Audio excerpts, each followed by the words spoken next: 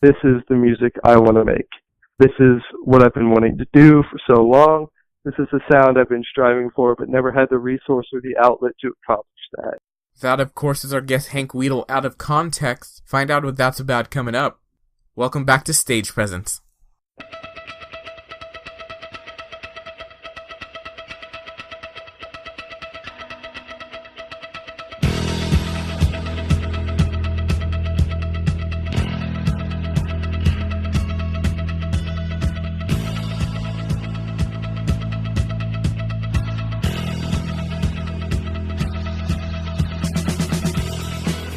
Hi, I'm Josh Pineda, the curating editor at IndieBeat. In each episode, I'll be talking with music-minded people that make up indie and alternative culture. Join me as I piece together the cultural context behind innovative artistry and discover your next favorite artist along the way.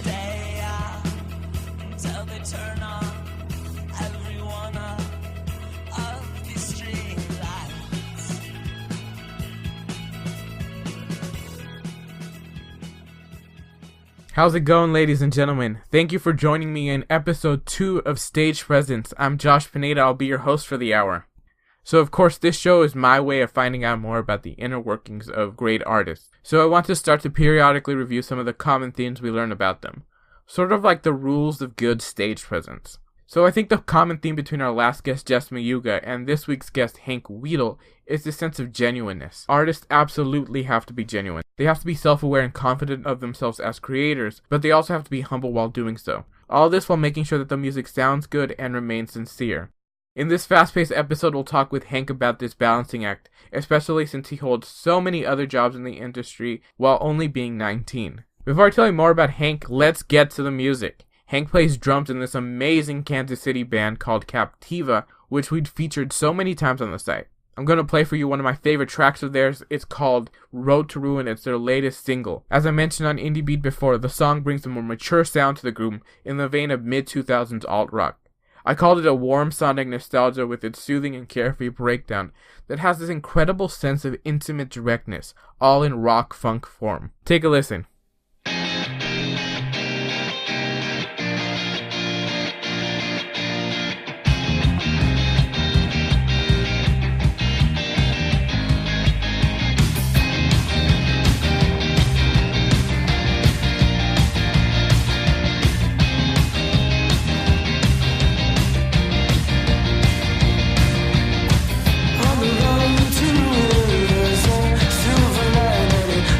Behind her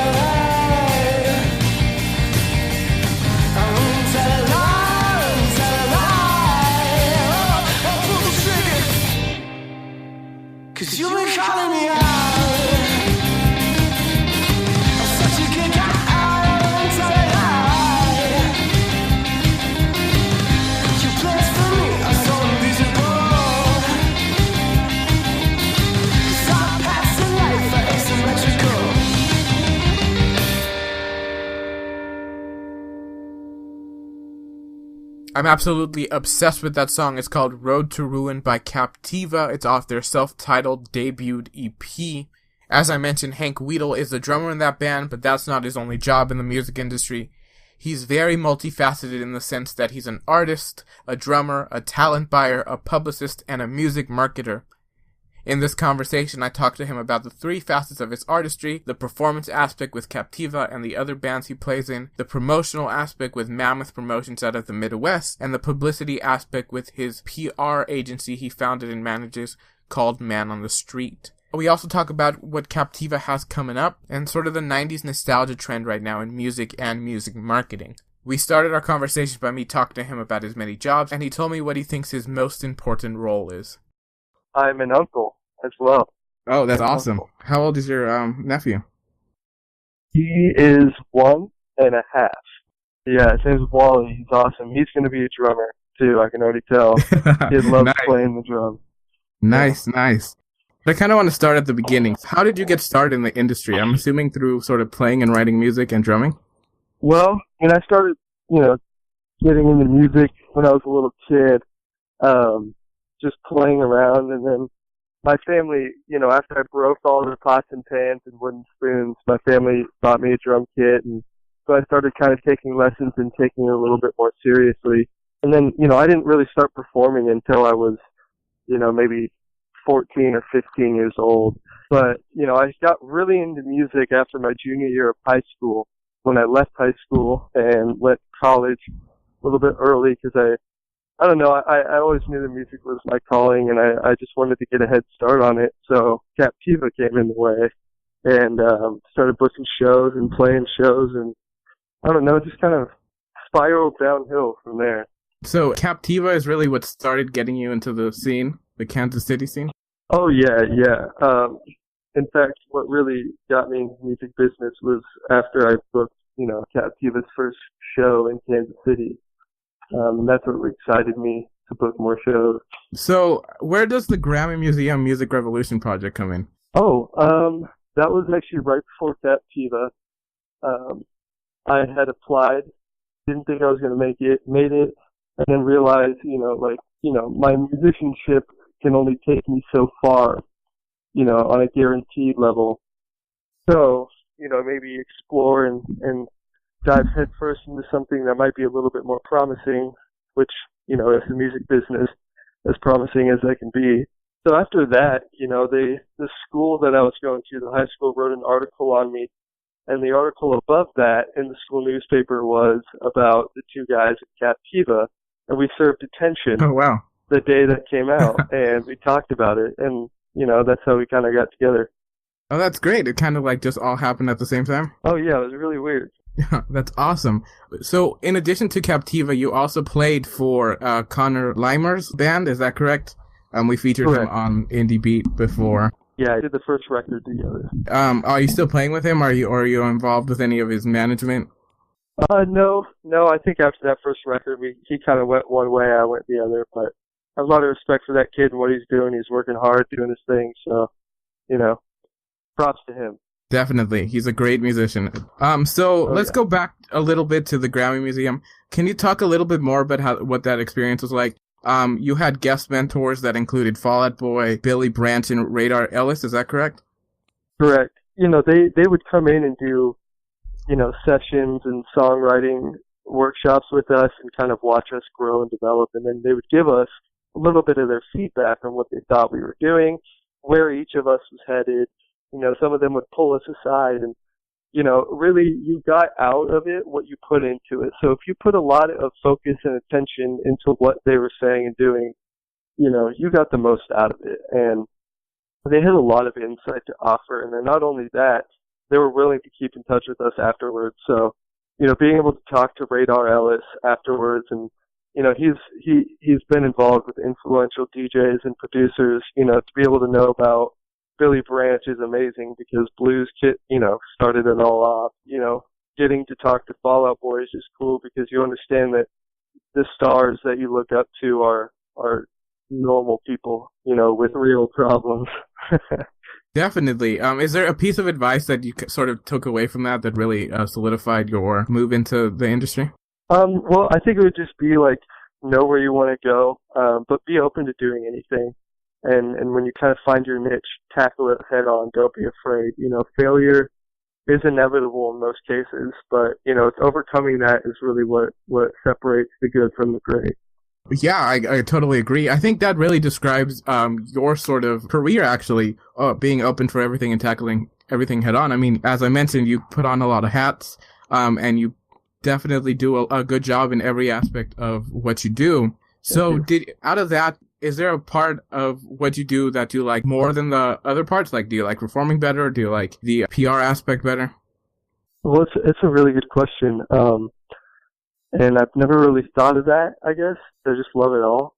But I guess it just kind of comes in waves. I have the periods of my life where I only want to perform, and I want to be the center of attention. And then once I kind of get tired of that, I want to just be behind the scenes and do PR and book shows that nobody knows I'm doing any work. Sometimes it's really nice to get out of the spotlight and just like relax, but continue to grow in the industry. So I would say if I really had to choose one right now, it would probably be management, because I like seeing other people succeed.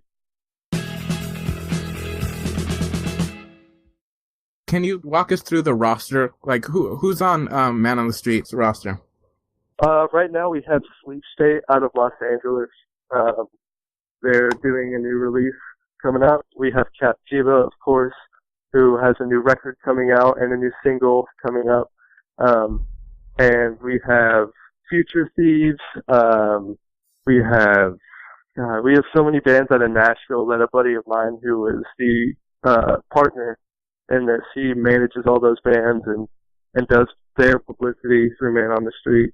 And we really kind of take on anybody who we think has like a really cool, unique sound. It's not about the money. We do indie budgeting for a lot of bands so that, $200 a month can get you $1,000 a month worth of PR. We try to make people succeed. We want everybody to be successful because that's more rewarding than the money going to our bank accounts, That's one of the reasons I really like working with you, between IndieBeat and the bands you manage, because you definitely have the same sort of philosophy that we sort of have, having that unique sound and innovation.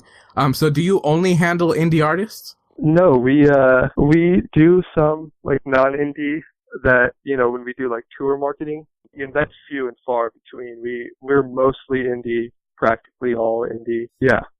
I mean, that's kind of where it all goes, where it all starts. Yeah, exactly. So let's step back a little. You mentioned Nashville, and you're based out of Missouri and the Kansas area, correct? Correct. So can you tell us a bit about the music scene in the Midwest? Like, how is that different than when you've toured around the country, including South by Southwest? How is it different there? There's so many things that are different about it, and it kind of is different between each scene. Where Kansas City, like, you have a lot of really hardworking people, but I think everybody's just kind of really working for that one thing that we can all utilize to put all these bands over the top, because there's so much talent, but there really aren't as many resources as we'd like to think there are. And Lawrence is the same way. It's 45 minutes away, but it's a whole different world of music. Athens, Georgia, you kind of get more south there, but they have a killer music scene. And in Columbus, Ohio, they have really good pop and rock up there. And what's so different about Kansas City and Lawrence is everybody knows each other, and everybody wants to play with each other, and everybody wants to see each other succeed, which is really great. You just have to make sure that you don't use that as a crutch, for, oh, somebody's going to help me at some point, I can kind of lay back a little. I think there needs to be a competitive edge that needs to kind of be added to our scene that really quite isn't there yet. But, maybe I'm just missing it. I don't know. Who knows? Let's talk about that competitive edge a bit. So, is that something that really inspires you to sort of, in the artists you work with, and especially with Captiva, to really move forward, not to just stay in the Midwest? Because, like I mentioned, Captiva played, was it 2 South by Southwest in a row? We did 1. We were invited back, okay. But we couldn't do the second one. It just didn't work out. But I think, like the ability to challenge yourself and those around you is what kind of sets you apart from, the standard that everybody else is used to either setting or following. if you're used to being a follower and somebody who kind of waits for a leader to come along and push them, your success will not come as quickly and won't be as rewarding, really. So I think that the competitive edge that we all had, because we were all athletes, we were all involved in different things before music that we kind of carried to the table. And, we push ourselves because we love to do it. We don't feel like we owe anybody anything. We don't feel like we're owed anything either. I think if you can merge competition with the love of what you do, it's hard for you to not succeed to some degree. That's a really good point. I agree. I mean, that competitive edge, you really can tell in, especially in Captiva's sound, that there's that sort of wanting for innovation, not just in the music, but also in this drive to do more. You guys are pretty out there in the sense of getting your sound out to a farther reach. So I think it's great. Thank you. Yeah, we try really hard to expand beyond, our geographical limitations. That's for sure. Can you tell us a bit more about Captiva? Sort of, you mentioned that you guys met in detention. Can you tell us a bit more from that point until now? Yeah, so we met in detention. The two of them were going into local Irish band studio. They're named the Elders. They're a pretty big Irish band, but, they're like really glued to their hometown, so they're always willing to help bands. And they own a couple studios around town. And they were going in to do a record, and they needed a drummer. When they saw the article, one of them hit me up, and one of them was, like a varsity athlete or whatever, pretty popular, and I never expected him to hit me up. I was a band geek, pretty much. I played sports to my sophomore year, but that's it. I wasn't like the cool kid. And when he hit me up, I got really excited. I went to their house, and they laid out all these songs for me, and it was like, this is the music I want to make. This is what I've been wanting to do for so long. This is the sound I've been striving for, but never had the resource or the outlet to accomplish that. And so it was immediately like I felt it. I knew that this was it. And, the more we wrote, the more we played out. We kept booking shows. We didn't even have a record out. We had 2 demos that were live recordings, and they were pretty bad. And we just got lucky, booked some great shows. People started coming out. And once we put out the record, and then a year later did 2 new singles, we had a lot of touring and regional touring and club dates under our belt. And then after those singles, we realized it's time to do another record. So we did an EP, which got a really good response from record labels, and we finally got looked at by management. Nothing got solidified, but it put us kind of, on the radar a little bit, which is always nice. And I think that's where we really developed our confidence as musicians, was we knew that this is something that we could do. And after that, we went on tour with the Expendables for a little bit, and, did some out-of-town dates, did cool sessions, and kind of got to live that fake rock star lifestyle that every indie band wants to live, just for a little while. And it was a good taste. And, we hit a rough patch a little bit, and I think it was just all of us were creatively drained for a little bit. And then recently we kind of came back together as if it were day one. And now we're writing a record that I think, is fantastic. And I think people are really going to love it. And by far, way better than the EP. We're really excited to see where it takes us. We're not really, putting all of our expectations out, and we're not, expecting the world like we were before. But, I think that's what might take it to the next level, is our expectations are going to be low, so the reward might be a little bit higher. That's awesome. I mean, I think that you really capture what I think I felt from Captiva's music, experiencing that sort of fake rock star experience, but really just coming back and you guys are really humble in your approach of the music. Like, you guys are direct in your music, but you've sensed the genuineness. And I want to talk about that a bit. So you guys have a lot of buzz around you. Consequence of Sound premiered your EP, and you also have a buzz around the blogosphere, but you also go by that, experience the buzz. So can you describe that a bit, the buzz? Yeah. So the first song that we practiced together that I really fell in love with, first practice in his basement, the day after its detention. It was called Buzz Like Bees, and it's kind of like a funky hippie rock song. And we decided we need a slogan. We need something that people can say and it, become popular and people will recognize. Oh, you said the word buzz. I relate that to Captiva. And it's kind of like you getting high off of our music. We want it to be a very visceral experience for our listeners, so people can take in away a very spiritual and emotional, experience from listening to our music. So experience the buzz or stay buzzed has always been our thing, I guess. It just seemed to fit. It kind of came together really well. Yeah, I think that visceral nature is really explicit in your sound. Again, with the funk element and sort of that hippie rock, you kind of evolve with that with the latest EP, a little more of a rock sound. And I think it's great. And I do think that sort of sense of high is heard by the listener. I do think it's very much there. Like, just your music is very invigorating. I appreciate it. Oh, that means a lot. That means a lot. That's exactly what we were going. So you talked a bit about being creatively drained and coming back to sort of write this new record, and you're starting from square one. So how is this record going to be different from the previous releases? Like, what do you already sense that's happening in your creative process? What's your role in sort of that creative process with Captiva? Well, I mean, the first EP was like a very magical thing, kind of, and it was almost surreal in the sense that, like, it almost didn't happen. It was so good. The process of writing that EP was so natural that, like, it was weird. And this one is more of, and I think we were kind of getting in our heads and boosting our egos and following it up and, just really, really pushing ourselves. But this one is, our testament to not only our fans, but ourselves, that, like, we truly are who we say we are. And it's got a really heavy rock element to it with, some pop in there.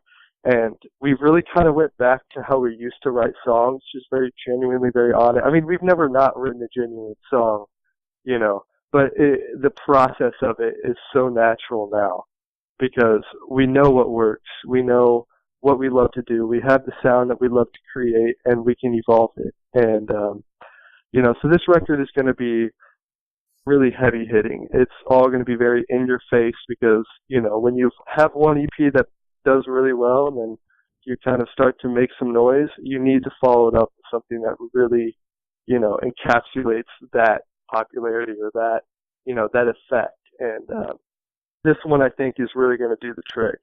Like I said, it's got some Rage Against the Machine to it, so it's kind of fitting for the time that we're in right now with everything going on in the world. And it's got some pop to it, like our old music did, and we're bringing back the hip hop just a little bit. And, it's really evolved. You can really tell that it's like a brand new Captiva, and I'm honestly so excited for people to listen to it because I think they'll love it even more than the EP.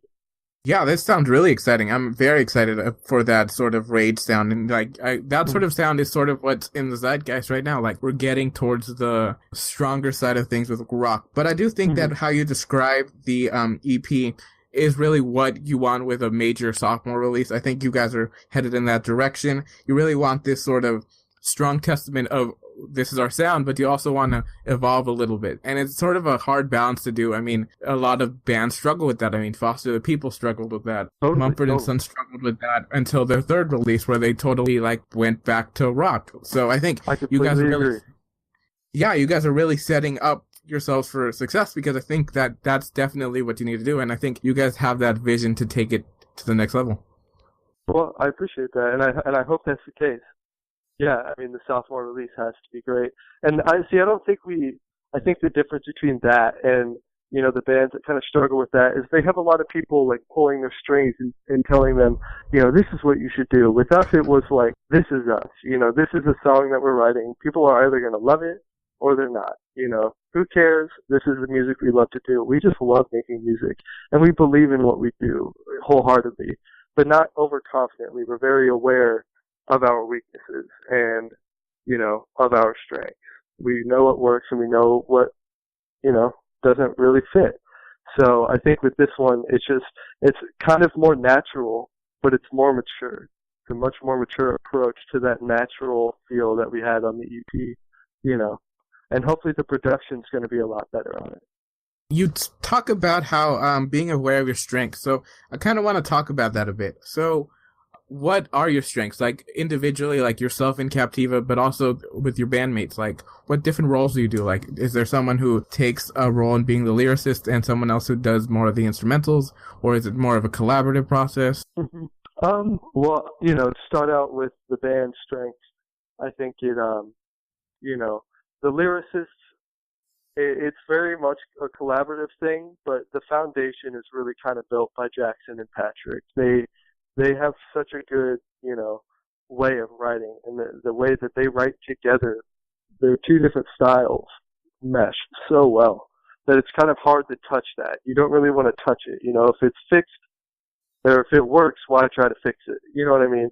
But then Nick and I kind of come in, and we have a very schooled way of writing music where, we took lessons all of our life, and we have like the theoretical way of doing things. So I think we add in kind of that educational experience that a lot of bands have, and some don't. Some bands try to own that too much, and some bands don't use it enough.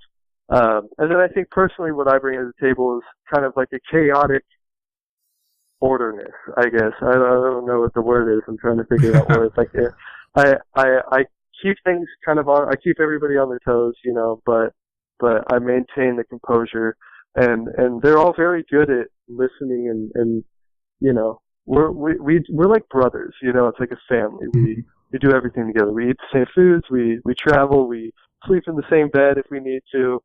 We will wear each other's clothes. I mean, we are the same person essentially, and so all the strengths and weaknesses that we each personally have are very evident. But all the strengths are kind of what shine through, and that's what I think sets us apart. That sounds like a great setup. I think that, I guess your sound really does mesh well, and with these different personalities that really fit together.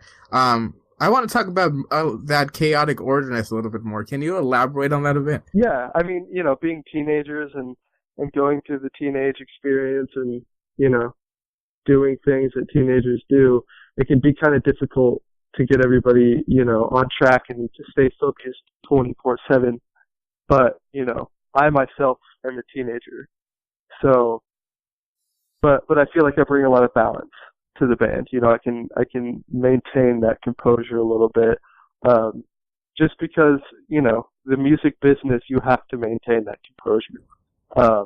So I think, bringing that to the mix is really what keeps us on the right track. If we didn't have that composure or that focus that I know we all have, we really wouldn't be where we are today. And it's not just me, it's all four of us working together for that.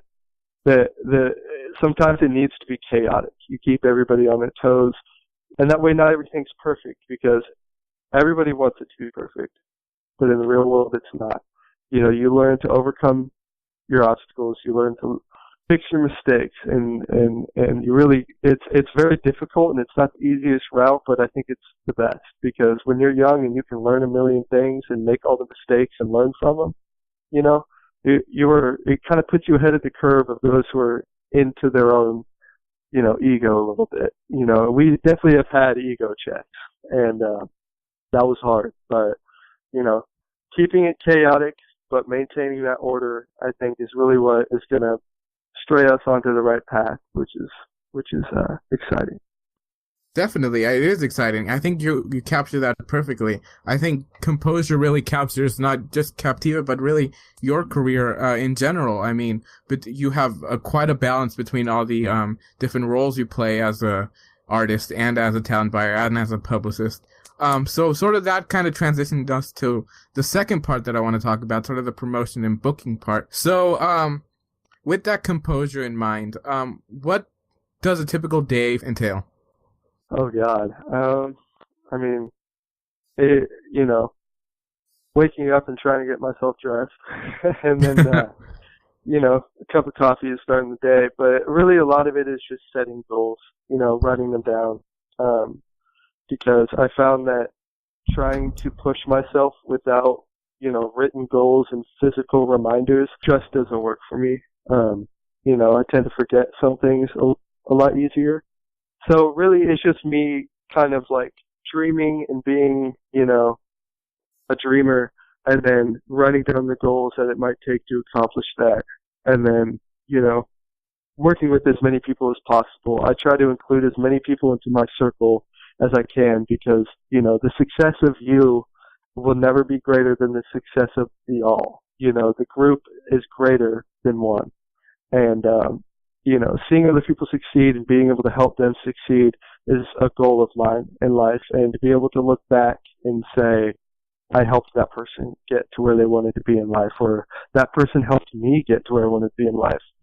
That's more rewarding than anything else. So my day kind of consists of figuring out how do I get there, what's the next step I need to take, and then implementing those steps, and then all the other bullshit in between, like taking a deep breath and eating, And I think that sort of utilitarian aspect that you talk about, helping everyone succeed, is very much part of really supporting independent artistry. I mean, I think there's a lot of that in not just artists helping artists in the indie community, but also the blogs, and bloggers don't really have that sense of competitiveness against each other. They really have that inner drive to make better content, but there's about this whole thing about making people succeed. And I think you really capture that in what you just said, and it really captures sort of the indie spirit.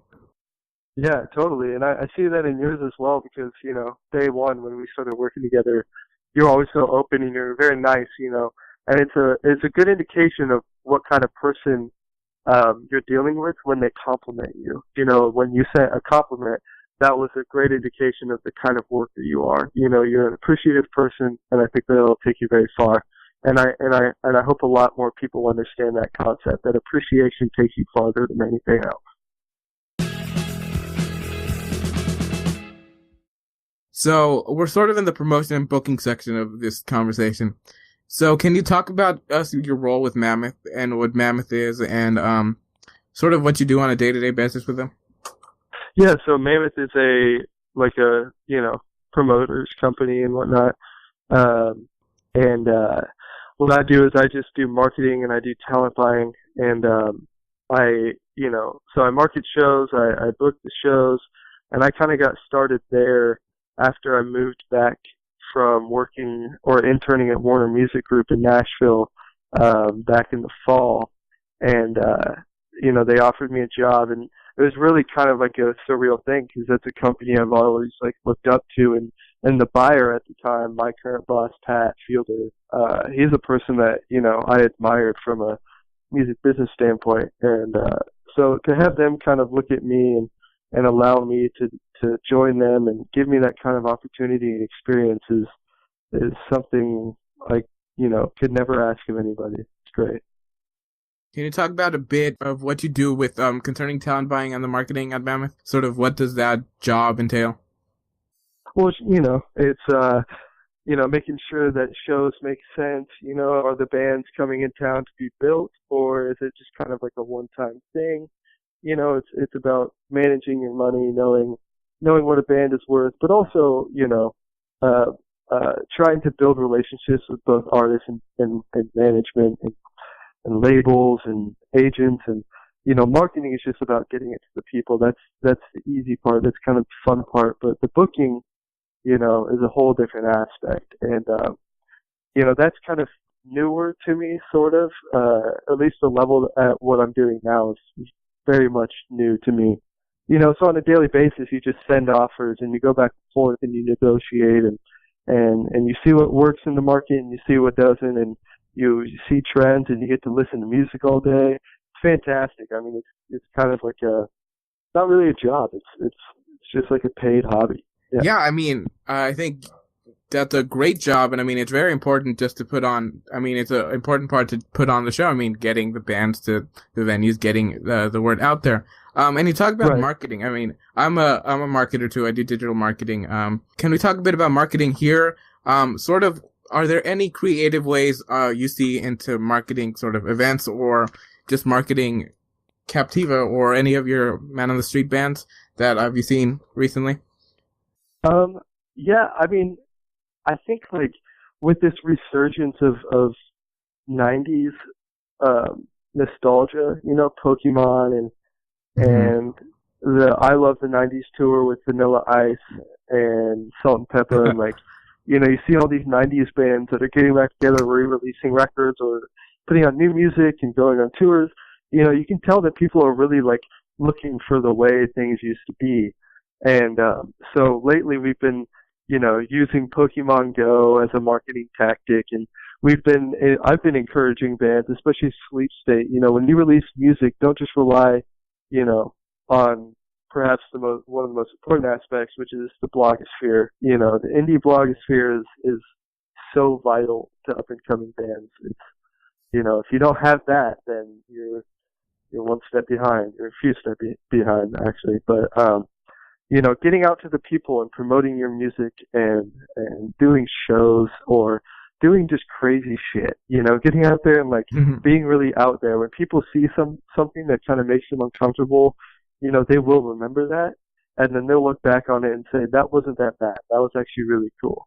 And, you know, they'll go to your Facebook and they'll like your Facebook, and they'll go to your Twitter and tweet at you and say, hey, thanks for doing that. That was really cool.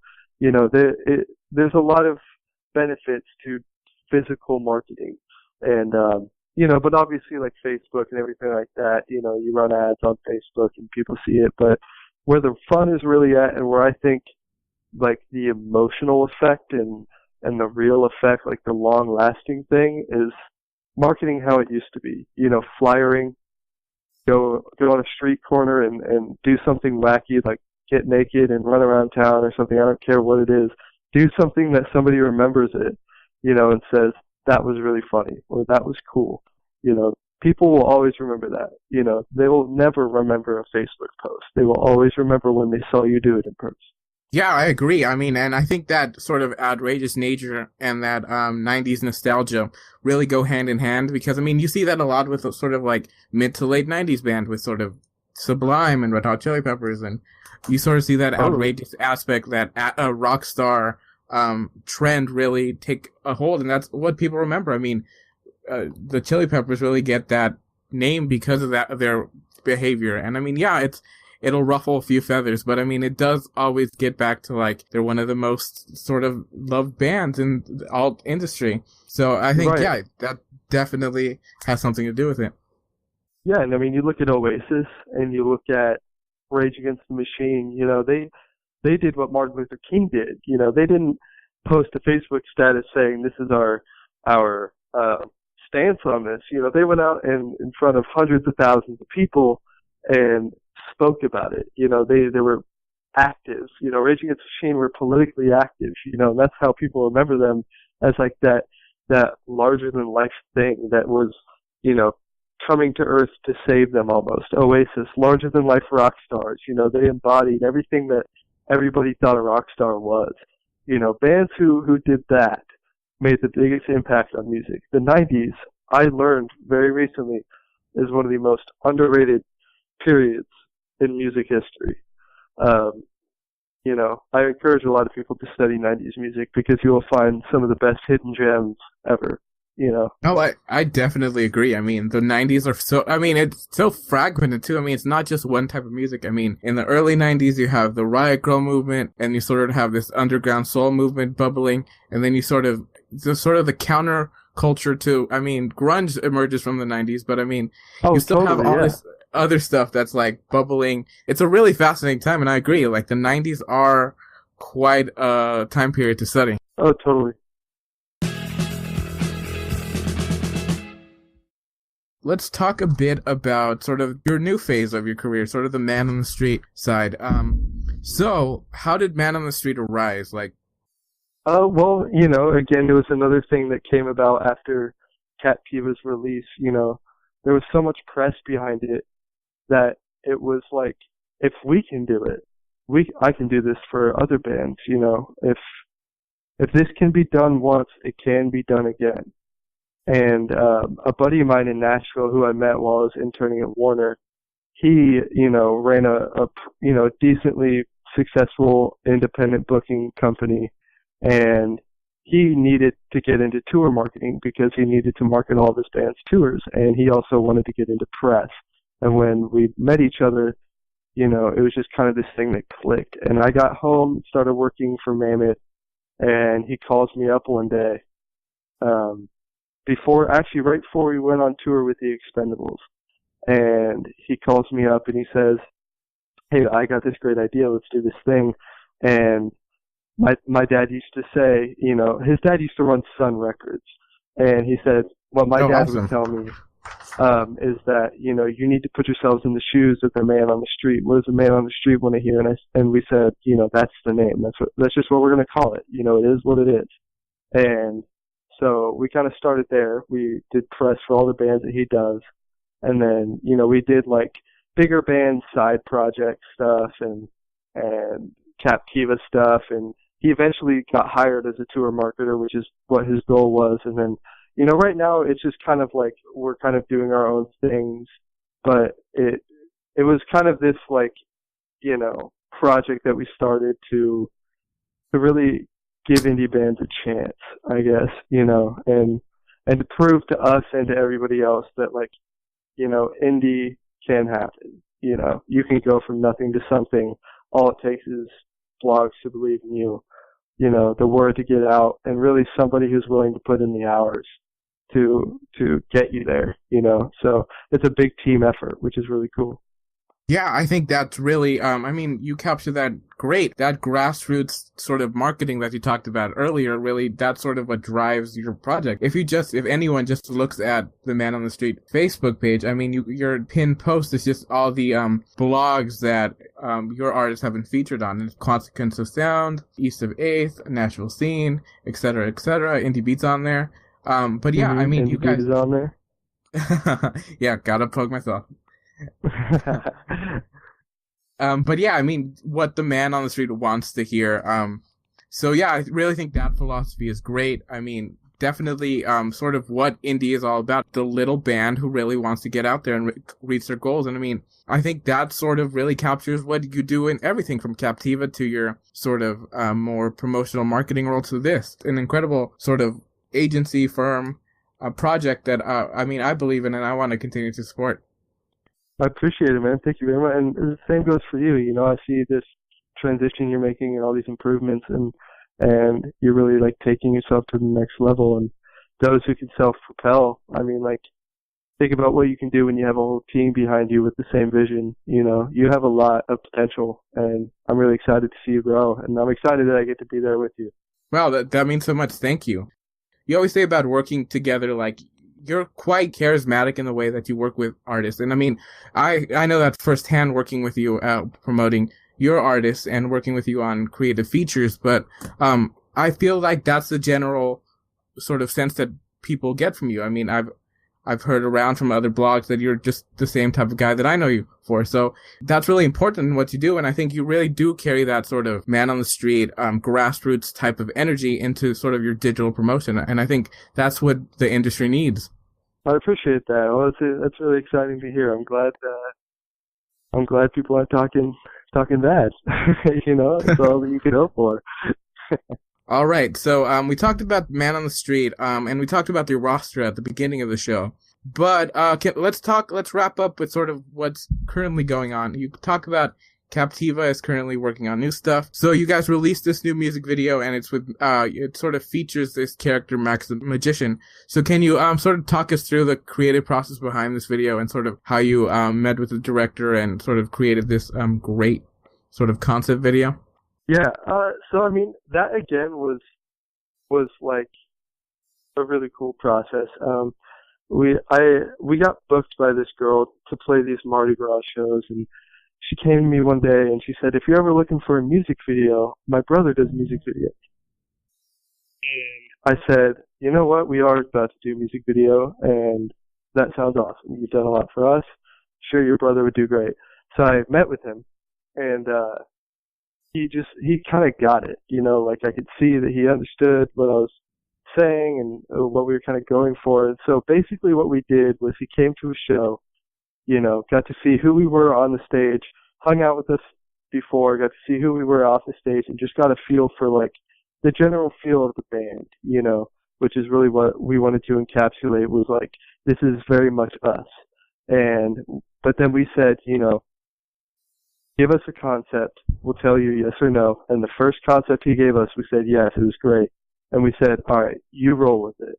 And we gave him full creative control. We were, this was kind of like us just watching it unfold. And every bit of what that video was is credited to Sam and that team for doing such an amazing job. They came to us at different parts and said, what do you think of it so far? And we're like, it's great. Just keep going. It's great. Just keep going. Because if we get to make our music the way we want to make it, then everybody who's involved with us should have our full trust. And we trusted that whatever he did was going to be great. And it turned out fantastic. Because that's the approach we take in the studio, is just hit record and we're going to do what we do best. And so, we gave him that opportunity and he blew us away. I mean, it was way better than we thought it was going to be, and we're definitely going to continue to keep working with him. Yeah, and I think his aesthetic really works well with your music. I mean, the video is very polished. It's very, he has his own, authorship all over that video, and I think it really does work in, especially with the song, it works well in that sort of mysterious, as I mentioned, sort of a 500 Days of Summer type storyline, where, yeah, totally. But it's, so unique as well. It's very much what I like about indie artistry, not just in music, but also in the visual. And I mean, IndieBeat we really want to promote the visual side of things because, yes, the music is there and music is important, of course, but there's so many other things that indie artists and the people who support them do beyond just the audio into the artwork and the sort of the stage presence and then everything else. So, yeah, it's very important to have sort of that partnership. And I'm glad you guys found a great director. Oh, yeah, we are too. And I think what you said is, I couldn't agree more with you on that, is that, there are so many different avenues to be artistic, and everybody has their authorship on art. Even people who aren't really artistic would do art in a different way than you and I would. And it's kind of cool collaborating with, different minds, and when it comes together really well, it can look really nice. And we really appreciate you guys premiering that video. That was awesome. It was really good. It was our pleasure. So what's next for you both personally and as an artist? Where do you see yourself going next? So you're doing stuff with Mammoth, you're writing with Captiva, and you're sort of managing all these releases with different artists, including Sleep State, who has a release coming out at the end of the month. So sort of what's your future goal in your next sort of endeavor? Yeah, I've been so busy with everything else, I haven't really thought about that, but, I think the next goal really is,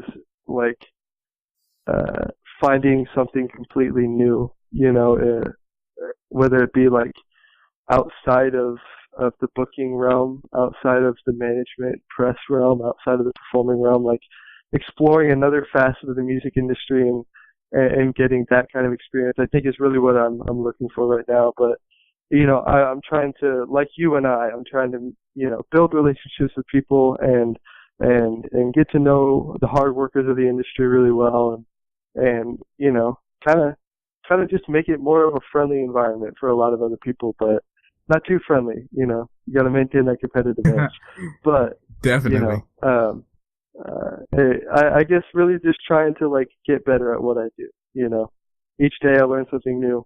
Every day is another day for opportunity to grow and to fail and then succeed again, so really just taking each day as it comes and hopefully something really cool comes along.